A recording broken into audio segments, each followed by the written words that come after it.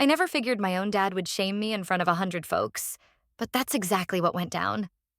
I'm Madison Cole, used to be a captain in the US Army, and last Saturday night, I was sitting in this fancy ballroom packed with defense contractors, military bigwigs, and people who've known me since I was a little girl. I watched my father hand my brother the keys to our family's defense business, like it was his birthright. Then he turned to me, looked me dead in the eye, and said I'd be better off guarding the front gate of some military base.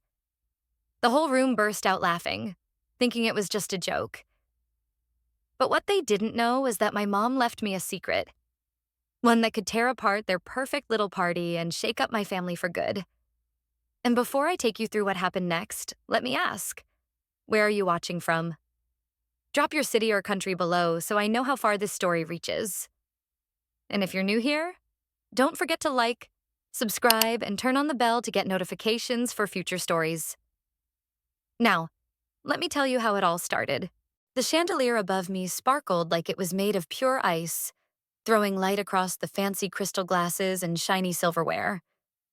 The air carried that faint whiff of champagne mixed with pricey perfume, the kind that sticks to your clothes long after you leave. My dress hugged my chest a bit too tight, though I'd worn it before without any trouble. Maybe it wasn't the dress at all. Maybe it was the heavy knot of nerves sitting right under my ribs ever since I stepped into this room. I was at the far end of the head table, watching my dad up at the podium. He stood tall, shoulders squared, chin up, like he always did when he wanted everyone to know he was the boss. Richard Cole, the man who built Cole Defense Systems from nothing, looked every bit like the king of his own world. A self-made man, they called him, a hero in the boardroom. But he'd never worn a uniform. His battles were won with contracts and handshakes, not rifles or muddy boots. Next to him sat my older brother, Ethan, in a sharp navy suit Dad probably picked out himself. Ethan's smile was big, perfect, the kind that could charm anyone. Generals, senators, even reporters in 5 minutes flat. Tonight that smile was working its magic on the whole room, everyone but me. 42 years, Dad's voice boomed, smooth and steady, carrying over the crowd. 42 years of building this company from the ground up. Long nights, hard choices, and way too much coffee for one lifetime. The room chuckled right on cue. I forced my lips into something like a smile. I'd heard this speech before, word for word. He went on about the early days, the risks he took, the deals he sealed. People leaned in, hanging on his every word. That was Dad's talent. He could make a boring business report sound like a battlefield story. Then he paused. I knew that pause too well. It meant something big was coming. As many of you know, I've been thinking about the future of Cole Defense Systems, he said. And I'm proud to say that, effective immediately, my son, Ethan Cole, will take over as CEO. The room exploded with applause. Ethan stood, giving a little wave, his chest puffed out like he'd just been handed a medal by the president himself. Dad put a hand on his shoulder. Ethan's got the vision, the smarts, and the drive to lead this company into the next century. I clapped too, but each slap of my hands felt sharp, like I was hitting myself. Then Dad's eyes found me down the table. His smile stayed put, but I saw the change in his gaze. The moment the knife twists. And my daughter, Madison. A few heads turned my way. Well, Maddie's always done things her own way. Served in the Army, made us proud in her uniform. But running a company? That's a whole different fight. The room rippled with laughs. She's probably better off guarding the front gate of some military base than running a defense empire. The laughter grew, bouncing off the high ceilings. Someone even banged the table. Heat crept up my neck, but my Army training took over. Shoulders back, chin steady, eyes locked forward. Just like I was standing at attention. Then I caught General Mark Ellison's eyes across the room. No smile, no laugh. Just a slow shake of his head. That's when I knew. Dad thought this night was his and Ethan's to own. But he had no clue what was about to hit him. The laughter didn't just bounce around the room. It spread, filling every corner of that brightly lit ballroom. It felt sharp, like a jab you didn't see coming. I sat there, hands resting in my lap, watching people I'd known for years chuckle at my expense. Up front, near the podium, were the defense contractors, guys in fancy suits with perfect ties, laughing with big fake smiles. They weren't just laughing because it was funny. It was their way of showing they were on Dad's side, that they saw me the way he did, like I didn't measure up. Their eyes darted around, making sure they fit in with the crowd. Across the way, at the government table, I saw two Pentagon officials. Their lips were tight, but they looked at my dad with approval. In their world, he was the one running the show, not me. One of them, a colonel I'd met years back at a meeting about contracts, looked away when our eyes locked. At least he had that much respect. Near the back, a group of retired generals sat like stone figures. Some of them knew me from my Army days, when I came back from deployment with dust on my boots and lessons learned the hard way. A few gave me a polite nod. Others squirmed in their chairs. Some let out quick, uneasy laughs, like they weren't sure if they should join in. Then there were the civilians, the executives' spouses, women in sparkly dresses, and men in tuxes who cared more about money than my time in uniform. They didn't know about the nights I spent in war zones, dodging mortar fire, or the lives I'd held in my hands. To them, I was just the daughter who came home and never took a seat in the boardroom. And now, according to Dad, I wasn't cut out for one. At the back, servers in white shirts and black vests moved through the tables with champagne trays. One smirked as he passed me, probably catching Dad's joke. I didn't blame him. He didn't know my story. To him, I was just part of the show. Everywhere I looked, people were laughing, smiling, or looking uncomfortable, but staying quiet. Nobody stood up for me. Nobody said, "That's not right." The silence between the laughs felt heavier than the laughs themselves, except for one person. General Mark Ellison was 2 tables away, his dress uniform standing out among all the tuxes. He didn't laugh or smile. He just sat there, staring at me like he was sizing me up. I remembered the last time I saw him. Dust in the air, helicopter blades thumping, his blood on my gloves as I fought to keep him alive. He remembered too. And I knew he wasn't here just for the speeches or the drinks. I looked back at my dad, still at the podium, soaking up the room's energy like it was all for him. He was talking about Ethan, the company's future, and the word legacy kept coming up. That word hit me hard, twisting in my stomach. The clapping started again, louder than before, and it felt like the room was closing in. Deep down, under all the control I'd learned in the Army, something sparked. I didn't stand up. I didn't say a word. Not yet. But I could feel what was coming. Dad thought this night belonged to him. He was dead wrong. From where I was sitting, I could see the whole room like it was a game board, every person showing me exactly where they stood, whether they meant to or not. 2 tables away, General Mark Ellison sat tall and stiff in his dress uniform, the medals on his chest catching the light. He had a way of commanding a room without saying a word, but tonight he was quiet. His eyes locked on me. I could almost hear him in my head, same as years ago in Kandahar when I was pinned down behind a crumbling wall, bullets flying. "Stay calm, Captain. Watch. Wait for your moment." I wasn't sure why he was here. Maybe out of respect for my dad or just curious about the company's next move. But I had a feeling he'd play a part before the night ended. Over by the bar, Victoria Hale, our chief financial officer, leaned against the polished wood like she owned the place. Her black dress was simple but screamed money, especially with that diamond bracelet peeking out from her sleeve.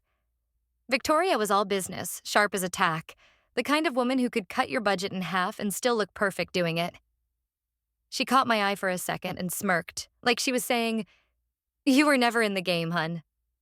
Then she turned to Ethan, her hand brushing his arm as she whispered something. He laughed just a little, tilting his chin up in that way that told me the joke was about me. A bit further down, at one of the VIP tables, I saw Claire Jennings. She looked a little out of place in all the glitz, but that was just Claire. We'd been roommates on my first deployment, and she was the one who taught me how to make a tourniquet out of a belt and a shirt hem. Tonight, she was in a navy dress that fit her perfectly, but her quick glances my way told me she was still the friend who'd have my back no matter what. When Dad's joke about me hit her ears, her jaw tightened. She gave me a tiny nod, so small no one else would notice, but it said loud and clear, "I'm here for you." Then there was Ethan, my brother, sitting like he was being crowned king. One hand rested on his chair, the other held a champagne glass. The spotlight loved him. His suit was perfect, his hair just messy enough to look good, and his smile was so polished it could have been rehearsed in a mirror.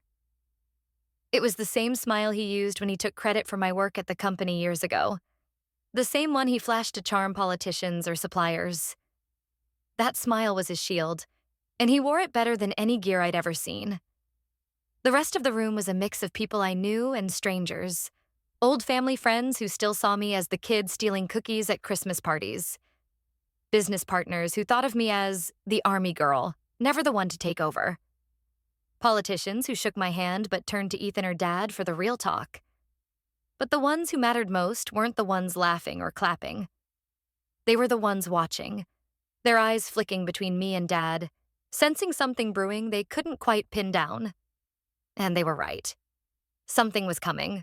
My eyes swept the room one last time and landed on Grant Parker, half hidden by a velvet curtain at the back. His black leather briefcase sat by his feet. Our eyes met, and he gave me a small nod. "Not yet," it said, "but soon." Right then, in that room full of power, money, and talk of legacy, I felt the night start to shift. Something big was about to happen. The speeches wrapped up, and the room settled into that mix of party and business talk. The music got a little louder, just enough to blend with the hum of people chatting. Plates clinked as folks dug into their desserts, and the smell of chocolate filled the air. Ethan was right at home.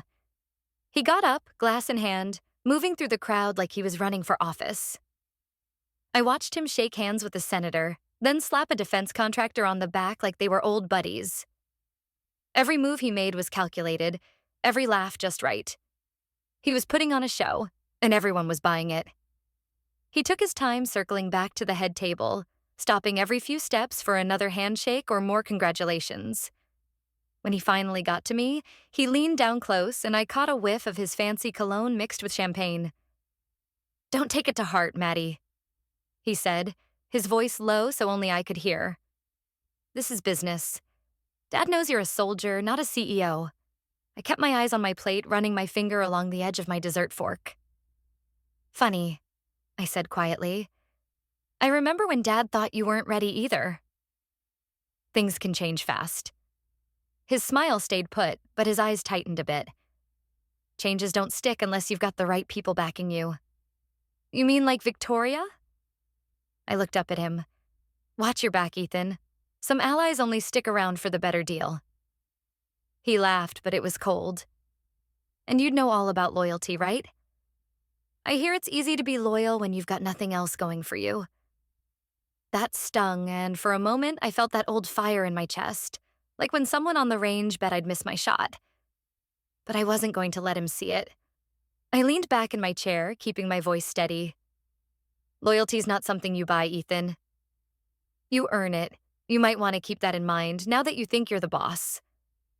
He stood up straight, fixed his jacket, and flashed that fake smile he used for the cameras. Then he tapped his glass against mine. "To family," he said. I lifted my glass just enough to play along. "To family," I said back, but the words left a bad taste. As he walked off, I noticed General Ellison across the room watching us.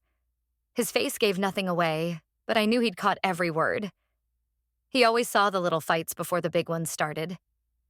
Ethan went back to Victoria, who was waiting by the bar. She touched his arm and whispered something that made him smirk. I didn't need to hear it. I'd been around long enough to know when someone was plotting their next move. The band switched to a slow jazz tune, and couples started heading to the dance floor. The room felt lighter for everyone else, but for me, it was getting heavier. Every step Ethan took, every handshake, every quiet word felt like he was tightening a rope around me. What he didn't know was that I was holding the knife, and I was waiting for the right moment to cut it free. The music kept playing, soft and gentle, like it could cover up the sting of what just went down. A few couples danced under the low lights.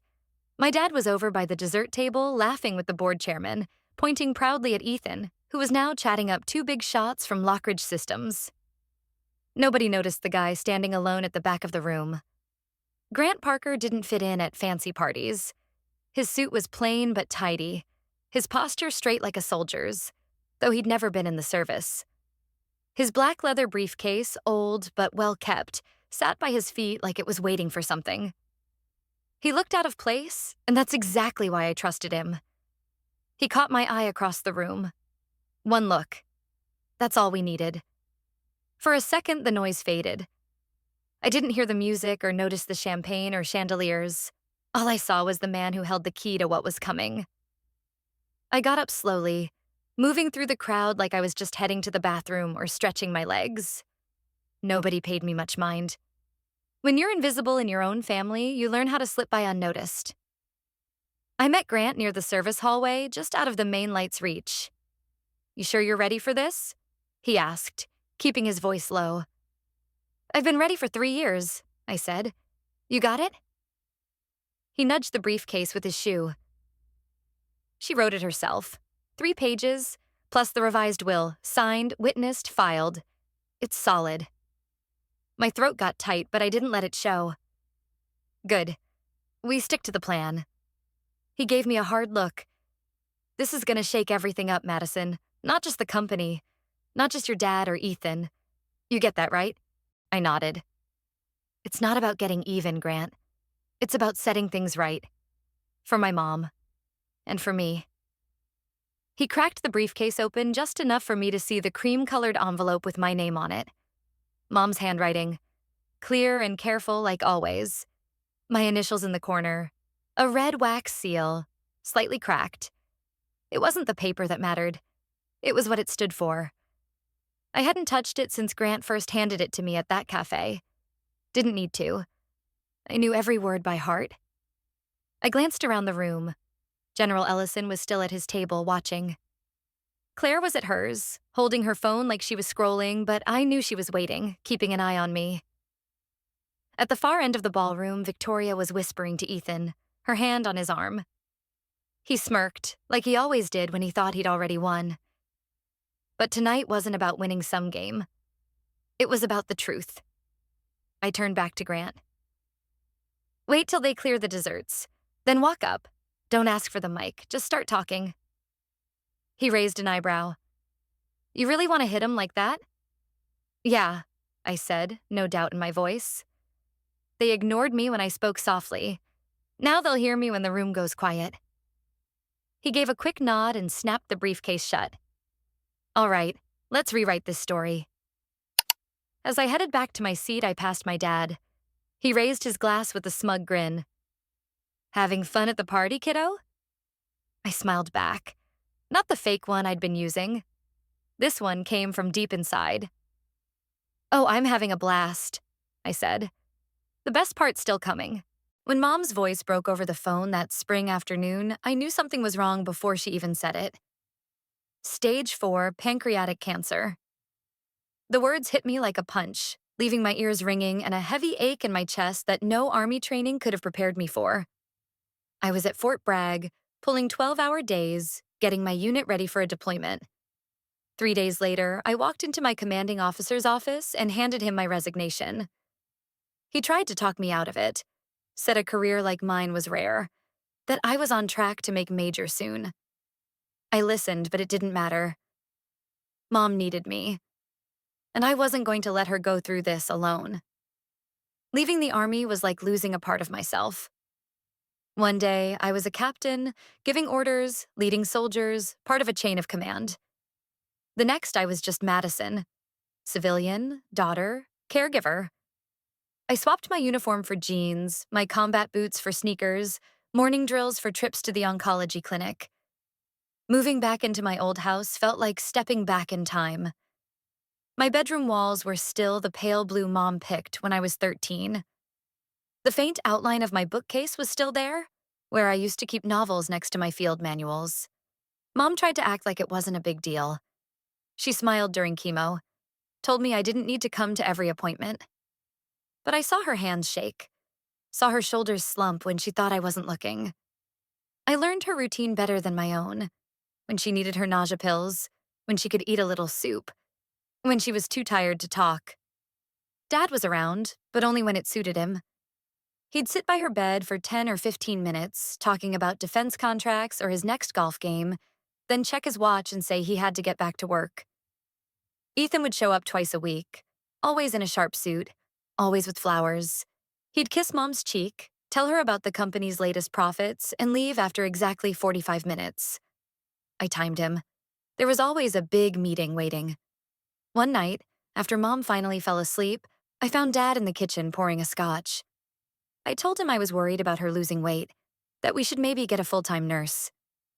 He took a sip and said, "Good idea, but let Ethan handle it. You're doing fine with the basics. This medical stuff isn't really your thing." I wanted to tell him about the nights I held Mom's hair back while she was sick, or the hours I spent arguing with insurance companies to get her treatments approved, or how my hands hurt from rubbing her swollen feet until she could rest. But I didn't. I just nodded, because I'd learned my words didn't carry much weight in his house. The Army taught me how to keep going when I was exhausted, how to push through pain, how to lead when things got tough. But nothing prepared me for watching Mom's body fail her bit by bit. And nothing hurt more than knowing that in my family, the only one who saw what I was doing was her. She never said I gave up too much to be there. She never asked why I wasn't chasing a promotion or a better job. Instead, in the quiet moments when the house was still and the TV was off, she'd take my hand and say, "I sleep better knowing you're here." Those words kept me going. They were the only thing that really mattered. And back then, I didn't realize it. But they were the start of something Mom had been planning for years, something that would change everything after she was gone. About 6 months after I moved back home, Mom had a few good days. She was strong enough to sit in the sunroom, sip tea, and talk about normal things, not just doctor visits or bills. I'd just come back from meeting some old Army buddies still in the service, who were dealing with the same equipment problems we'd faced overseas. One of them brought up something I knew well. The body armor some units were using was outdated. It was too heavy, slowed you down, and made moving in the field harder than it needed to be. I'd carried that weight for years and felt every ounce of it. Our family company, Cole Defense Systems, had contracts with the military. If we could make lighter, more flexible armor, it could save lives and bring in new business. I worked hard on a proposal, researching materials, mapping out production timelines, and crunching cost numbers. I spent days at the kitchen table, papers spread out, while Mom napped on the couch nearby. When I asked Dad if I could present it at the next board meeting, he looked surprised. "You want to talk to the board?" he asked. "Yes," I said calmly. "It's a good idea. My time in the field gives me a perspective you won't get from someone who's only read about the equipment." He paused but agreed to let me come. Later, I found out he only said yes because Ethan thought having the veteran daughter in the room would look good for the company's image. On the day of the meeting, I wore a sharp suit, hair tied back, notes in order. The room was full of executives, military contacts, and board members I'd known since I was a kid. When it was my turn, I spoke clearly, like I did in briefing rooms overseas. I explained the problems with the current armor, showed how a new design could be better, and laid out a plan to get it to market in under a year. I even included quotes from soldiers who'd benefit from it. Halfway through, Ethan leaned back in his chair with a smirk. "That's nice, Maddie, but we already looked into something like that. The numbers didn't work." "They work now," I said, moving to my slide with updated costs. Ethan glanced at Victoria Hale, the CFO. She flipped through my handout, barely looking at it. "It's not just about numbers," she said smoothly. "We'd be stepping on toes of suppliers we've worked with for years. We don't want to risk those relationships for something unproven." "It's not unproven," I said, keeping my cool. "I've worn this armor in combat. I know what works and what doesn't." Victoria gave me a smile that wasn't friendly. "Maddie, your experience is great, but business is different. Maybe after some time here, you'll understand how it works." "How it works?" That meant stay out of it. The room got quiet. Then Dad cleared his throat. All right, let's move on. And that was it. My idea was done. After the meeting, I overheard Ethan in the hallway, talking to a board member. She's got heart, I'll give her that. But heart doesn't win contracts. Politics does. I wanted to call him out, not just for shutting me down, but for acting like soldiers' lives weren't worth the effort. But I held back. 2 weeks later, the company announced a deal with one of those trusted suppliers for a slightly lighter armor. It looked a lot like my proposal. My name wasn't mentioned in the press release or the company memo. It was like I'd never said a word. That's when I stopped trying to fit in at their table. If they wouldn't give me a seat, I'd make my own. What I didn't know then was that Mom had already been working on that for me, piece by piece in ways I couldn't yet see. It was early fall when Dad called me to his office. Mom's health had taken a turn for the worse, and I'd been spending most of my time with her, only stopping by the company when she was resting. I thought maybe he wanted to talk about her care or the medical bills. Instead, I walked in and saw a photographer setting up lights and a backdrop. Stacks of coal defense systems brochures were on the desk, mock-ups for a new campaign. In the center was a big photo of me. In my uniform, standing in front of a Humvee, rifle across my chest. I remembered that photo. It was from years ago, snapped by a journalist during my last deployment. Back then, it was just another day. Now it was blown up in color under a headline that read, "From the battlefield to the boardroom, a family tradition of service." "Dad, what's this?" I asked. He didn't look up from the papers he was signing. "Marketing," he said. "We're launching a new campaign for our military contracts. Thought we'd highlight the family's military connection. Makes us look good." "Look good?" I stepped closer, my voice sharp. "You mean my record? The one you ignore when I try to actually help." He glanced at me, his face blank. "Don't make a big deal out of it, Maddie. It's just PR. People like a story." I looked at the brochure again.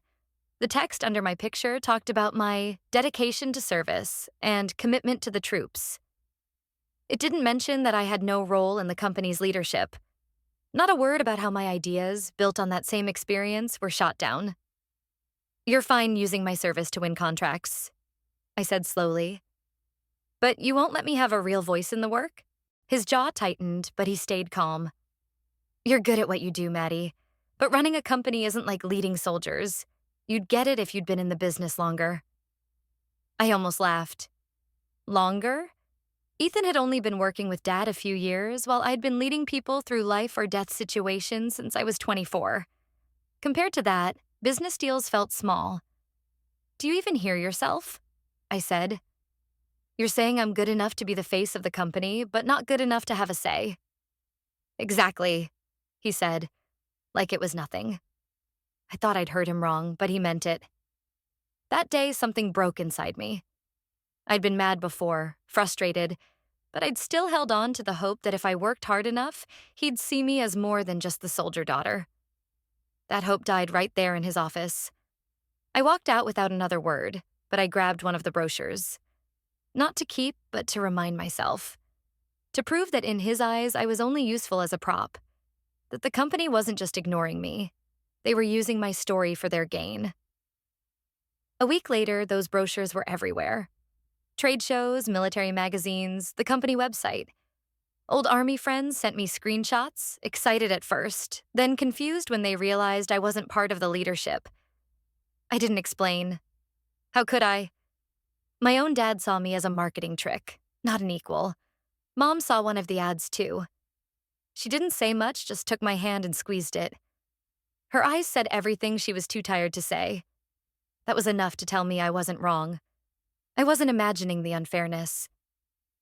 And it gave me one more reason to keep going. If they wanted to use my image to sell the company, fine. But one day, I'd make sure that image stood for something real. Something I owned. It was a gray Saturday morning, the kind where the clouds feel so low they shrink the world around you. Mom had been gone almost a year, but I hadn't touched most of her things. That day, I finally worked up the nerve to climb into the attic and face whatever was waiting. The air up there was thick with dust and smelled faintly of cedar from old storage chests. Boxes were stacked along the narrow path, each one marked in Mom's careful handwriting. Christmas ornaments, Maddie's school stuff, old tax papers. Tucked against the far wall was a wooden chest I didn't recognize at first. Its surface was scratched, the brass hinges dull with age. I knelt down and brushed my hand over the lid. It wasn't locked, but it took some effort to open. It hadn't been touched in years. Inside, under a folded quilt and some of Mom's scarves, I found a leather-bound ledger. The cover was worn smooth, like it had been handled a lot. I opened it, expecting maybe household budgets or old recipes. Instead, I found pages filled with detailed records, dates, amounts, notes about transactions, coal defense systems, stock purchases, loans, private investments. It didn't take long to see the pattern. This wasn't just the seed money Mom had mentioned once in passing. These were major investments, big enough to add up to something huge. I sat back, the ledger heavy in my hands. All my life, I'd heard the same story.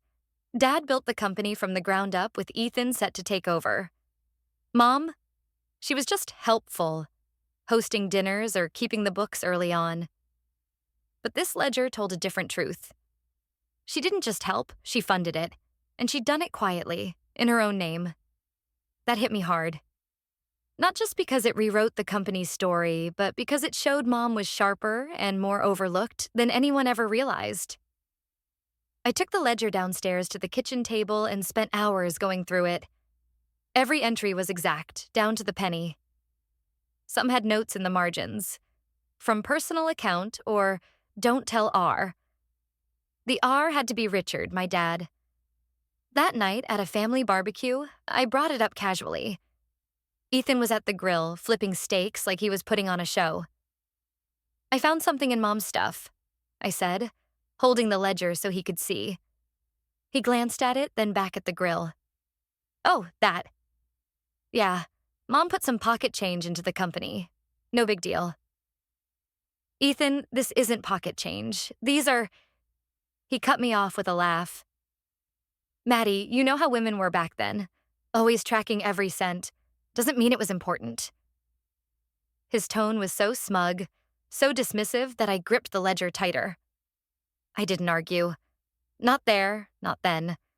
But I knew I needed to talk to someone who wouldn't brush it off. 2 weeks later, my phone rang. The name on the screen made me sit up. Grant Parker, our family's lawyer for as long as I could remember. Madison, he said, getting straight to the point. We need to talk. Your mother left me something to give you when I thought you were ready. That time's now. The room felt smaller. What is it? Not over the phone, he said. Meet me tomorrow. 2 o'clock, Marlowe's Cafe on 5th. And Maddie, come alone. When he hung up, I sat there, phone in hand, the faint buzz of the dial tone in my ear. My heart was racing. Whatever Grant had, it wasn't just old paperwork. Something told me it was tied to that ledger. And if it was, maybe Mom had left me more than memories. Maybe she'd left me something to fight with. Marlowe's Cafe was the kind of place you'd miss if you weren't looking for it. Tucked between a pawn shop and a tailor on 5th Street, it had no flashy sign, just a faded wooden board with gold lettering. It was perfect for a quiet talk where no one important would overhear. I got there 10 minutes early, old army habit. I wanted to check who was coming and going before Grant showed up. I scanned the street. No Ethan, no Victoria, no one from Dad's circle. Good. Inside, it smelled like coffee and cinnamon. The barista, earbuds in, didn't even look up as I ordered a black coffee and grabbed a booth in the back corner. From there, I could see the front door and the hallway to the restrooms. Old instincts never die. Right at 2, Grant Parker walked in. Same plain suit and tie from the gala, same straight posture. But his eyes were sharper, like he was carrying something big and risky. He slid into the booth across from me, setting his briefcase next to him. You came alone, he said. You told me to. He nodded, almost to himself, and leaned forward. Your mom gave me clear instructions. I wasn't supposed to give this to you until I thought you were ready. And you think I am now? A small smile crossed his face. After what I saw at the gala? Yeah, and if I'm wrong, we're about to find out. He opened his briefcase and pulled out a cream-colored envelope with a red wax seal. My name was on it in Mom's handwriting. Clean, careful, just like the notes she used to slip into my lunchbox. I didn't open it right away. I ran my fingers over the edges, feeling its weight. Why me? I asked, my voice quieter than I meant it to be. You'll see when you read it, he said. But first, you need to know this isn't just a letter. It's control of cold defense systems. Your mom left you the majority stake. I blinked. The majority? That's 61%, he said, cutting in. All legal, locked in through a trust that kicked in when she passed. I kept it quiet to keep you safe, and to protect the shares until you were ready to act. The cafe seemed to fade around me. The sound of a coffee cup clinking behind the counter felt distant. Why didn't she tell me? She didn't want you pushed or targeted before you were ready. She saw how your dad and Ethan treated you. She knew they'd play dirty. This was her way to make sure you'd come out on top when the time was right. I broke the wax seal. Inside was a 3-page letter in Mom's handwriting. The first lines hit hard. Maddie, if you're reading this, I'm gone. And you're at a turning point. She wrote about the company's early days, how she'd put in her own money, taken risks Dad wouldn't touch. How he'd slowly rewritten the story, erasing her part until even I believed it was all him. I let him have his pride, she wrote, but I won't let him take your future. The letter explained the trust, the share transfer, and her wish for me to take over. Not just to hold on to her legacy, but to make the company better. To use it to help people, not just make money. By the time I finished, my throat was tight. I folded the letter and slipped it back into the envelope. Grant was watching me. There's more, he said, pulling out another document. Her revised will. Signed, witnessed, filed with the county. No one can challenge it without looking foolish or guilty. I looked at the paper. Just ink and signatures, but it felt like a loaded gun in my hands. So what now? I asked. That's your call, he said. You can go pubic tomorrow, or you can wait for the moment that hits them hardest. I thought of Dad's smug grin at the gala, Ethan's know-it-all tone, Victoria's little smirk by the bar. The choice was clear. I'll wait, I said. And when I use it, they won't see it coming. Grant's lips twitched into a small smile. Then you'd better start planning, Captain. 2 days after meeting Grant at Marlowe's, I went to the company headquarters to drop off some HR paperwork. I picked mid-afternoon when the place was usually quiet, executives out at client lunches or meetings. My goal was to slip in, drop off the papers, and leave without any small talk. But as I stepped off the elevator onto the executive floor, I saw Victoria Hale. She was by the glass wall of her office, talking on her phone. Her eyes locked on me. The second our gazes met, her tone changed, and she hung up without the usual pleasantries. Madison, she said, smoothing her skirt. Haven't seen you here much lately. I gave a polite nod. Been handling some personal stuff. Her eyes sharpened like she was trying to read me. Personal? Like catching up with old friends? It sounded innocent, but I caught the edge in her voice. She was digging. I didn't give her anything. Just dropping this off, I said, holding up the envelope. She smiled, but it was cold. Of course, I only asked because I heard you were on 5th Street the other day, near Marlowe's Cafe. My stomach tightened. That cafe wasn't a hot spot for people like us. If she knew I was there, she'd gone looking for it. I like their coffee, I said, keeping it short. I bet, she said, her tone almost teasing. Well, don't let me hold you up. I didn't wait to see if she was watching me leave. I knew she was. Later, I learned she went straight to Ethan's office the moment I hit the elevator. Ethan's POV, from a source I heard from later, Victoria shut the door and didn't sit. She's meeting with someone, she said. Ethan leaned back, twirling a pen. She's always meeting someone, probably her army friends. You're overthinking it. This was different, Victoria said, her voice firm. She met Grant Parker. The pen stopped. Our Grant Parker? Yes, and she didn't want anyone to know. Marlowe's Cafe, 2 o'clock, Tuesday. Sound casual to you? Ethan's smirk faded. What do you think they're talking about? I don't know, but Grant's been distant lately, avoiding chit-chat. If he's meeting Madison in private, it's not about birthday cards. Ethan tapped his fingers on the desk. If she's trying to pull something, then we need to be ready. Victoria cut in. The gala has to be your night, no surprises. He leaned forward, a slow grin spreading. Fine, keep an eye on her. If she talks to Grant again, I want to know before she's out of the building. Back to my perspective, I didn't know exactly what they said then, but I felt the change over the next few days. Victoria's polite act got sharper, her questions more pointed. Ethan started popping up where I didn't expect. Company hallways, even my usual coffee shop.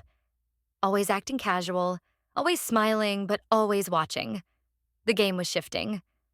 Grant noticed it too when we met to go over our plan. They're tailing you, he said bluntly. It's subtle, but it's there. Victoria? I asked. And Ethan, he said. They don't know what you've got, but they know you've got something. Keep them in the dark until the last second. That's the plan, I said, though I could feel the pressure building in my shoulders. We wait for the gala. Grant looked at me for a long moment, then nodded. Just watch your back.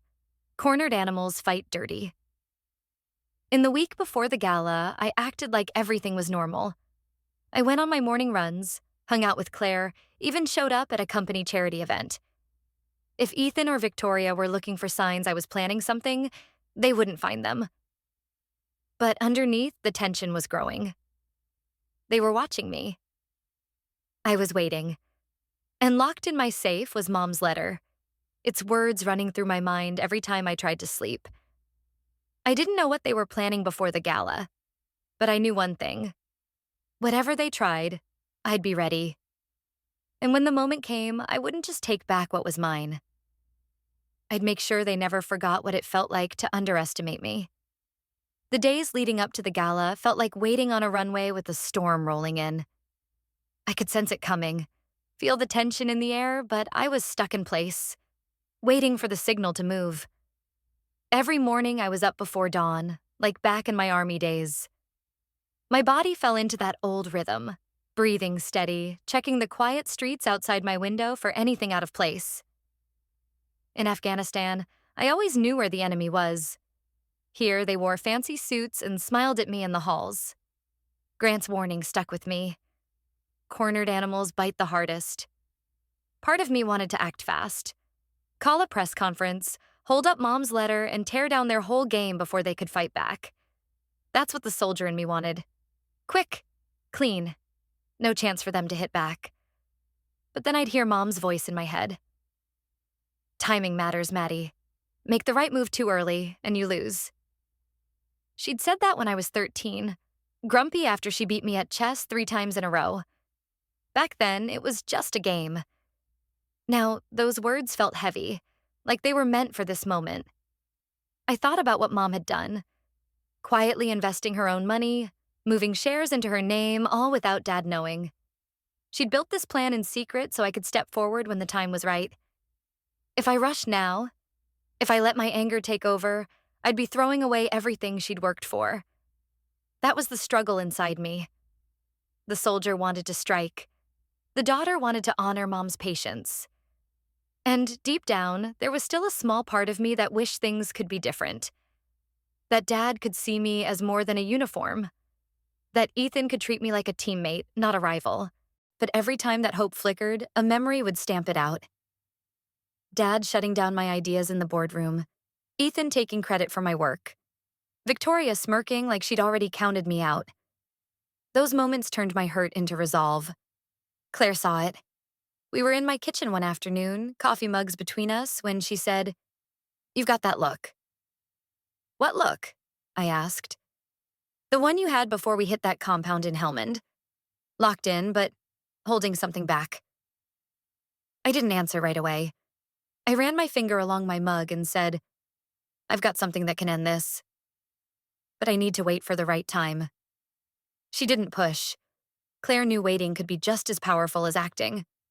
That night, in bed, I played the moment over in my head. The gala in full swing.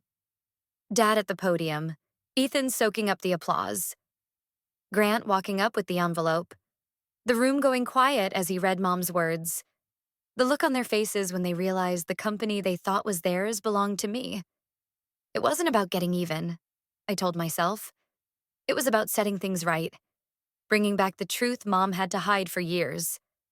But I'd be lying if I said there wouldn't be some satisfaction. Seeing Ethan's smirk vanish, watching Dad's face tighten when he realized the daughter he dismissed was now the one in charge. As the gala got closer, my nerves wound tighter. I stayed calm on the outside, like before a mission, but inside I was alert to everything. Every glance from Victoria. Every time Ethan showed up where he shouldn't. I noted it all, not out of fear, but because in this game, you win by knowing where everyone stands when the fight starts. And soon, that fight would be mine. The night before the gala, I laid out my dress like it was my old uniform. In a way, it was. Dark navy, clean lines, the kind that says you mean business without trying too hard. My army medals and rank pins stayed in their box. This wasn't about Captain Cole. Tonight, I was stepping up as the rightful owner of Cole Defense Systems. I checked my phone one last time. A text from Grant Parker. Everything's ready. We move on your signal. I typed back. Tomorrow night. Dessert service. His reply came fast. Understood. The morning of the gala was a rush of final prep. I met Grant at his office, pretending it was about some minor shareholder paperwork. Instead, we went over the plan, step by step. You'll be near the stage, he said, pointing at the floor plan. I'll stay in the back until it's time. Give me a small nod. Nothing obvious. When I start talking, let me handle the heat. Your job is to stand when I read the final clause. That's when it hits them. What if they try to shut you down? I asked. They'll try, he said plainly. That's why I'm bringing copies. Once it's out, they can't unhear it. The press will have it by the end of the night. I leaned back. Grant, they're going to hate me for this. He looked me in the eye. They already do. After tomorrow, they'll have to respect you. That afternoon, I visited Mom's grave. The November air was cold, sharp enough to wake you up. I stood there, hands in my coat pockets, and told her what was coming. They've told their story for years, I said softly. Tomorrow they hear yours. I'll make sure they can't twist it again. A breeze stirred the dry leaves, and for a second, I could almost hear her voice. Timing matters, Maddie. When I got to the venue, the ballroom was alive with voices. Chandeliers cast warm light over the crowd, and the air smelled of roses and fancy cologne. Waiters in crisp white shirts moved through the tables with champagne trays. I saw Ethan near the entrance, shaking hands with the senator, his smile perfect, his laugh timed just right. Victoria was next to him, her eyes scanning the room like a predator. They lingered on me a moment too long before she turned away. Showtime, Grant whispered as he passed, blending into the crowd. His briefcase looked ordinary, but I knew what was inside. Mom's letter, the revised will, and the truth that would turn this night upside down. Dinner was a blur of small talk and fake smiles. I stayed focused, waiting for my moment. Across the table, General Ellison was telling a story to a board member, but every now and then he glanced my way, like he sensed something was about to happen. Then dessert plates started coming out. The clink of forks on china was my cue. I caught Grant's eye across the room and gave a small nod. He nodded back, barely noticeable, then straightened his tie and started walking toward the stage. My pulse didn't race. It steadied, like it always did before a mission. All the waiting, the smirks, the times they'd brushed me off, it was all coming down to the next 5 minutes. At the podium, Dad's voice carried, thanking everyone for coming, praising Ethan for being born for this role. The room clapped loudly, and that's when Grant reached the stage. He didn't wait for permission. The applause was still ringing when Grant Parker stepped out from the back of the room, his black leather briefcase in hand. He moved with purpose, calm and steady, like he knew exactly what was about to happen. Dad was at the podium, soaking up the praise for Ethan like he was giving a campaign speech. And with his vision and leadership, Ethan will take Cole Defense Systems to new heights. Tonight, we celebrate the future. Grant's voice cut through like a knife. Before we do that, there's something the guests and the board need to know. The room went quiet, the kind of quiet that makes your skin prickle. Dad froze, hands gripping the podium. "Mr. Parker, this isn't the time." "With respect, Richard," Grant said, stepping onto the stage. "This is the perfect time." People shifted in their seats, some curious, others uneasy. A camera shutter clicked from the back. Someone from the press had caught the change in the air. Ethan stood up near the front, his smile gone. "Grant, what are you doing?" "I'm carrying out Helen Cole's wishes," Grant said, his voice clear and strong. He set the briefcase on the podium and opened it. She left instructions that these documents be shared when the moment was right. Dad's face tightened. Helen's affairs were settled years ago. There's nothing... Grant held up the envelope, its red wax seal glinting under the lights. "This is her final letter and revised will. Both are legal, signed, and notarized." Whispers spread through the crowd. Board members glanced at each other, their confidence wavering. I sat still, face calm, but inside, my heart was steady, my breathing even, like I was back in combat. This was the moment we'd planned. Grant unfolded the first page. Helen Cole transferred 61% of Cole Defense Systems shares to a trust for her daughter, Madison Cole, effective upon her death. This was done with full legal advice, in sound mind, and without Richard Cole's knowledge, for reasons she explains in her letter. The room got quieter. You could hear the faint buzz of the chandeliers. "That's a lie." Ethan's voice broke as he stepped forward. "It's a fake." "It's not," Grant said, not even looking up. "Every document is verified by the county clerk. And if you want, Ethan, the witnesses are here tonight." Heads turned toward two older partners from Grant's law firm, standing quietly at the back, nodding to confirm. Victoria Hale, next to Ethan, looked pale, her fingers digging into the table. She leaned over, whispering something urgent, but Ethan's stiff shoulders showed he wasn't hearing her. Grant kept reading from Mom's letter. "I've watched my husband and son dismiss Madison's contributions to our family and this company. I stayed quiet to keep the peace, but that's over. Madison has the vision, integrity, and strength to lead this company forward." Dad slammed his hand on the podium. "Enough. This is private, and we'll deal with it privately." But it was too late. The room wasn't looking at him anymore. They were looking at me. General Ellison's eyes met mine from across the room. He gave a small nod, like he was saying, "Your move." And I knew. This was just the start of the fight. The ballroom felt heavy, like the air had thickened after all the champagne and applause. You could sense the change, like a storm was about to break. Dad broke the silence first, his voice sharp and clipped. "This is ridiculous. Helen wasn't thinking straight in her final months. She was sick. Grant didn't blink. Her oncologist signed a statement saying she was fully competent. It's in the file." "That's your take," Dad snapped, pointing at him. "You've always twisted words to fit your plans." Ethan stepped up, playing the calm son who could fix things. His voice was smoother than Dad's, but his eyes were hard, calculating. "We all know Mom loved Maddie. We know she respected her Army service, but running a defense company isn't the same as what you did overseas. It takes more than feelings." I stayed seated, hands resting on the table, watching him perform. Ethan turned to the board members, using that slick tone he saved for investors. "You've seen Maddie.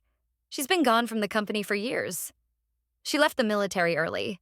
and we all know why. A low murmur spread through the crowd, edged with judgment. She struggled. Ethan went on, staring right at me, with coming back to civilian life. Dad and I have done all we could to help her, but putting her in charge of a company this big, that's a risk. He didn't say PTSD or mental stability, but he didn't need to. He'd planted the idea, and he knew it. I felt anger rise, but I kept my voice steady. Careful, Ethan. The only thing riskier than underestimating me is lying about me in front of all these people. It's not a lie, he fired back, his voice louder. You walked away from your unit before your contract was done. I walked away to take care of Mom, I said, calm and firm, while you were in air-conditioned offices practicing your camera smile. A few people in the crowd chuckled softly. Ethan's jaw tightened. Dad jumped in, his voice booming. I built this company. My work, my sacrifices, my name. I won't let it be handed to someone who's barely shown up for 10 years, family or not. Grant closed his folder with a slow, deliberate motion. Richard, the board has the documents. The transfer is legal and final. This isn't about what you want. It's what Helen wanted. And she made sure it couldn't be undone. Victoria Hale, quiet until now, spoke up. If Madison takes over, our contracts could be in trouble. Clients want stability, not family drama in the headlines. I turned to her, my voice cool. Funny you mention stability, Victoria. Like the kind you get from CFOs who leak negotiation details to competitors? Her face went pale, and she didn't say a word. Ethan's temper snapped. This is what I mean. Wild accusations, no sense of the big picture. Enough. The voice came from across the room, deep and commanding. General Mark Ellison stood, his dress uniform catching the chandelier light. Every head turned. If anyone doubts Madison Cole's leadership, they can talk to me, he said. I served with her. I've seen her make life or death calls under pressure you folks can't imagine.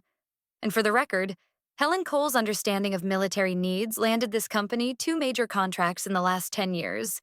Contracts your board still cashes in on. The room went quiet again. Ethan's mouth opened, then shut. Dad's eyes darkened, but he stayed silent. I looked around at the faces, some doubtful, some starting to nod as they took it in. The mood in the room had shifted, even just a little. And I wasn't finished yet. I stood up slowly, letting my movement pull every eye in the room. The Army had taught me how to hold attention without shouting, and I felt the crowd's focus lock onto me. Since we're talking about who's fit to lead, I said, looking out over the room, let's talk about what this company does. We make defense systems for the soldiers I served with. Systems my mom fought to make better, often against pushback from people in this room. Ethan shifted in his seat, but I didn't give him a chance to cut in. When I was deployed, I went on, I saw what happens when contracts go to politics instead of quality. Soldiers pay for it, sometimes with injuries, sometimes with their lives. That's why Mom pushed for better armor, better radios, better supply chains. And if you want proof, it's right here.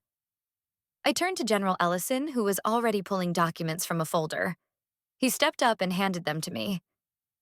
These are memos from 2015 and 2017, I said, holding them up for the board to see.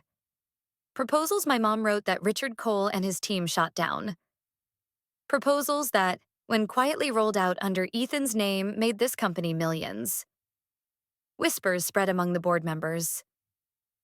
Those are confidential, Dad snapped. They're company records, I said calmly. And as the majority shareholder, I can use them to show the truth. You didn't come up with those ideas. Neither did Ethan. Helen Cole did. And you buried her work because it didn't fit your story. Ethan stepped forward, his face red. This is your move? Dragging up old papers? You're leaning on Mom because you've got nothing of your own to show. I met his stare. You're right. I'm leaning on Mom because she's the reason this company exists. She believed in building something worth protecting. And she trusted me to protect it when she was gone. If that bothers you, maybe ask yourself why. General Ellison spoke up, his voice firm. For the record, he said to the board, I can confirm Helen Cole's changes improved troop survival rates in combat zones, and some of those ideas came straight from Madison's field reports. That hit hard. Board members started murmuring, their confidence in the obvious leadership starting to crack. Victoria jumped in, trying to regain control. Even if that's true, clients care about perception. A sudden leadership change could shake their trust. I cut her off, my voice sharp. Perception changes fast. All it takes is the truth, the right moment, and someone who's not afraid to stand behind it. That's me, not Ethan, not my father. Me. I stepped up to the podium next to Grant and set Mom's letter on top of the revised will. You want qualifications? Here they are. You want proof? It's right here. You want leadership? Watch me, because I'm taking this company back tonight. The room exploded. Not with clapping, not yet, but with chatter. People stood, leaned forward, talking over each other. The mood had shifted and everyone felt it. Dad stared at me like I was a stranger. Maybe he'd never really seen me before. Ethan was fuming, his jaw tight, hands balled into fists. But their reactions didn't matter. The board had heard me. The guests had heard me. They'd seen the proof with their own eyes. I glanced at Grant, who gave me a small nod. The fight wasn't over, but the room was ours. I let the room's noise build for a moment, like the low roar before a wave crashes. Then I raised my hand, just enough to show I wasn't finished. The chatter died down, almost like people didn't want to let it go, but they could feel something bigger coming. When I walked in tonight, I said, my voice clear and steady, reaching every corner of the room. I knew what to expect. I knew Dad would talk up Ethan. I knew there'd be laughs at my expense. And I knew most of you thought I'd sit quietly, take it, and fade back into the background where you've kept me for years. I paused, letting that settle, my eyes moving over the crowd. Some people shifted in their seats, uneasy. Others stared right at me, their faces blank. But here's what you didn't know, I went on. I've spent my life serving. First my country, then my family, and now the truth. Mom trusted me with her care when she was sick. And before she passed, she trusted me with something even bigger, this company, and the legacy she built while most of you gave the credit to someone else. I rested my hand on the envelope, its broken wax seal catching the light. This isn't just paper. It's her voice, her choice, her final word. And I'm here to make it real. Out of the corner of my eye, I saw Ethan lean toward Victoria, whispering fast. She shook her head, lips tight, like she knew they were out of moves. I stepped closer to the stage's edge, facing the crowd head-on. To the board, you've got a choice tonight. You can stick with a leadership built on politics, favoritism, and ignoring the people who do the real work. Or you can choose the truth, the proof, and a leader who knows what it means to fight for something worth protecting. I looked straight at Dad. You told me running a company isn't like running a platoon. You're right. It's tougher. In a boardroom, people stab you in the back with a smile. In combat, at least you see the enemy coming. A few gasps broke out. Dad's jaw clenched so hard I could see it twitch. Then I turned to Ethan. You said I'm leaning on Mom because I don't have my own record. You're half right. I'm here because of Mom, because she believed in me when you didn't. She saw the soldier, the planner, the leader in me before I did. And unlike you, Ethan, I don't need to erase someone else's name to make mine count. The room was dead quiet now. Even the sound of a glass hitting the bar felt loud. I stood tall, letting my last words land hard. I'm Madison Cole. I'm the majority shareholder of Cole Defense Systems. And starting tomorrow morning, I'll be the one signing your paychecks. It hit like a shockwave. A few people clapped before stopping themselves. Others just stared, stunned. Board members swapped quick, nervous looks. Grant stepped up, snapping his briefcase shut with a sound that felt final. That wraps up tonight's agenda, he said, cool as ever. I didn't wait for Dad or Ethan to say anything back. I stepped off the stage, my heels clicking on the floor, and headed for the exit. The crowd parted, whispers following me. As I passed General Ellison's table, he stood and gave me a sharp nod, the kind that means something. "Well done, Captain," he said quietly. When I reached the doors, I knew two things for sure. The fight wasn't over, and the real battle would start tomorrow. But tonight I'd claimed the first victory, and I wasn't giving it up. The morning after the gala, my phone was blowing up. Calls, emails, texts, reporters, old army buddies, even board members who'd barely spoken to me before last night. Headlines were everywhere. Shock at Coal Defense Gala, daughter takes majority stake. Helen Cole's hidden will shakes up power overnight. From battlefield to boardroom, Madison Cole steps up. It felt unreal. For years, I'd been the quiet daughter, a prop for PR photos, never part of real decisions. Now, in less than a day, the world was saying my name with respect, not pity. That afternoon, the board called an emergency meeting. I walked into the conference room with Grant beside me, wearing a sharp black suit and the same calm I'd carry into a hostile zone. Every chair was taken. Some faces looked unsure, others hopeful. The chairman cleared his throat. "After reviewing last night's documents and consulting legal counsel, we'll now vote on appointing Madison Cole as CEO of Coal Defense Systems." The vote wasn't close. 13 yes. 2 number 1 abstained. The chairman looked at me. "Congratulations, Madam CEO." It felt like a win, but it came with weight. Mom had trusted me with this. Now I had to live up to it, not just ride the high. Within a week, I started making changes. At my first executive meeting, no one talked over me. I laid out a 90-day plan. Audit all contracts for ethics and compliance. Shift R&D to prioritize troop safety alongside profits. Start a Veterans Affairs Liaison Department to give returning soldiers a say in product design. When I finished, the room was quiet. Then a senior engineer with the company for 30 years spoke up. "About time," he said. The nods around the table told me I wasn't alone in wanting this. The first big test came when General Ellison called from the Department of Defense for a meeting. Walking into the Pentagon briefing room and seeing him in full uniform hit me hard. "Madam Cole," he said, shaking my hand firmly. "On behalf of the Army, thank you. For the company and the soldiers in the field. Your mother would be proud." We signed a multi-year contract that day, focused on better safety gear for troops. For once, I wasn't just a face in a brochure. I was in the room, making choices that would save lives. Back at headquarters, things started to change. People who'd ignored me before now stopped by my office with ideas. Veterans on staff, once pushed aside, were now leading product talks. Then came the ceremony. The city's annual Defense Industry Leadership Awards had been planned for months, but the organizers called to say I'd be getting the Legacy Leadership Award for Mom's work and my commitment to carry it forward.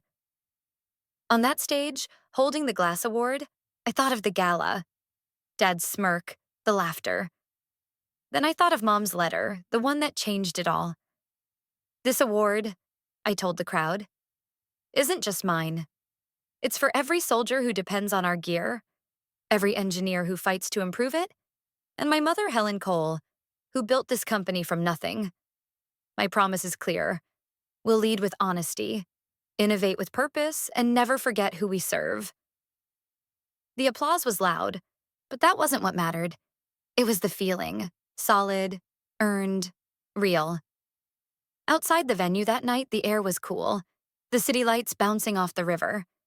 Grant was waiting by the car. "You did it," he said.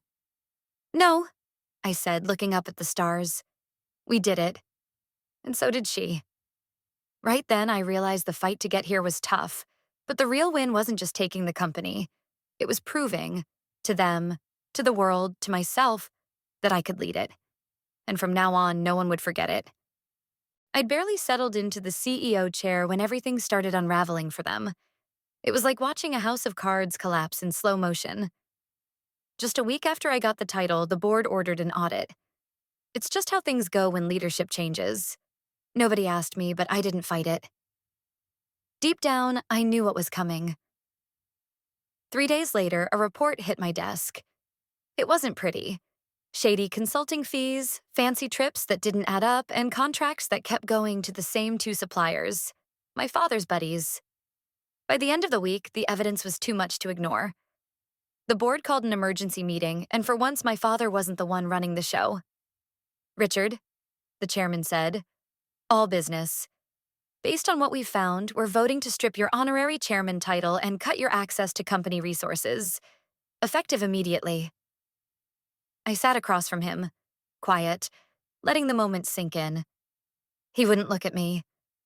His jaw was tight, hands gripping his chair like he could hold on to his old life. The vote was unanimous. Ethan didn't see his fall coming either. He'd been banking on some big role, even after they voided his incoming CEO contract the night of the gala. That dream died when the audit showed he'd leaked our pricing to a rival defense contractor, one he'd accused me of cozying up to. Grant slid a termination letter across the table in a private meeting. Ethan's face went pale as he read it. "You're loving this, aren't you?" he snapped, glaring at me. I looked him square in the eye. But I haven't forgotten you saying I wasn't ready." Security walked him out that afternoon. The way he carried himself, head high, eyes empty, reminded me of soldiers I'd seen who realized they'd been outplayed too late. Victoria Hale didn't last much longer. When we found out she'd been feeding Ethan information, I gave her a choice: resign quietly or get fired in front of everyone. She picked the quiet exit, but word got out anyway. In our world, a stain like that doesn't fade. Within a month, the three of them, my father, Ethan, and Victoria, the heart of Cole Defense Systems, were gone for good. Outside the company, their world crumbled just as fast. Invitations to big fundraisers and galas dried up. Old friends stopped answering their calls. At defense conferences, I'd watch people politely slip away from them to come shake my hand instead. One night, at a fancy defense awards banquet, I spotted them in the crowd. They weren't up front or even at the main tables, just lingering near the back, name tags tilted so no one would notice them right away. When the host called me up as CEO of Cole Defense Systems and this year's Innovation in Defense Award winner, the applause roared so loud it swallowed whatever they might have been muttering. 6 months later, we landed the biggest contract in our history, a $1.2 billion deal with the Department of Defense for next-generation combat armor. At the press conference, surrounded by engineers, veterans, and generals, I made sure to honor my mother's vision. When reporters asked about my father and Ethan, I kept it simple. They're not with the company anymore. I'm focused on what's next. It was the cleanest way to say they didn't matter anymore. By year's end, their names had vanished from our letters, our emails, everything. New folks didn't even know who they were when their old photos popped up in the archives. For my father, it wasn't just about money. It was his whole identity. Cole Defense Systems was who he was for 40 years. Without it, he was just Richard Cole, a guy with no spotlight. Ethan had it worse. His whole career was built on thinking he'd take my place one day. Now he's floating out there, his resume a warning sign to every recruiter. I won't lie. There was a part of me that felt good watching it all flip. Not because I was gloating, but because it felt right. They'd spent years telling me I didn't belong, that my service, my ideas, my sacrifices weren't enough. Now, the world saw the truth. The last time I saw them together was at a memorial for someone we all knew. They stood off in a corner, looking smaller, like the confidence they used to carry had been peeled away. Our eyes met, but they didn't say a word. I gave a polite nod and walked over to join General Ellison and the others up front. The conversation moved on, just like the company, the industry, and me. That night, back in my office, I sat with my mother's letter in front of me. Her words still hit as hard as the first time. Use it to protect, not just to profit. I looked out at the city lights twinkling in the dark and felt something settle inside me. They were out of the picture. I was right where I belonged. And for the first time in years, my mother's legacy was safe. In my hands. Looking back, it all started the night my father mocked me at his own retirement gala. That moment lit a fire in me, and it burned all the way to the night I stood on that stage, claiming the company my mother built. This wasn't just a job. It was a fight for the truth, for respect, and for her legacy. They thought I'd stay quiet, let their lies stand. But I didn't. In the end, the truth rang out louder than their whispers, and justice landed squarely in my hands. Now, Cold Defense Systems is thriving, built on honesty, new ideas, and the vision my mother believed I could carry. As for my father and Ethan, they're just a chapter in a story I tell myself. And maybe you too, to remember that no matter how long it takes, the right person can come out on top. If you've stuck with me through every twist, every betrayal, and every hard-won victory, I'm grateful for you. I've got more stories, tales of family, revenge, and justice, and I'd love to share them. So if you're with me, give a nod to that like button. Maybe join the folks at Hidden Family Revenge Stories and keep an ear out for what's next. Trust me, there's more to tell.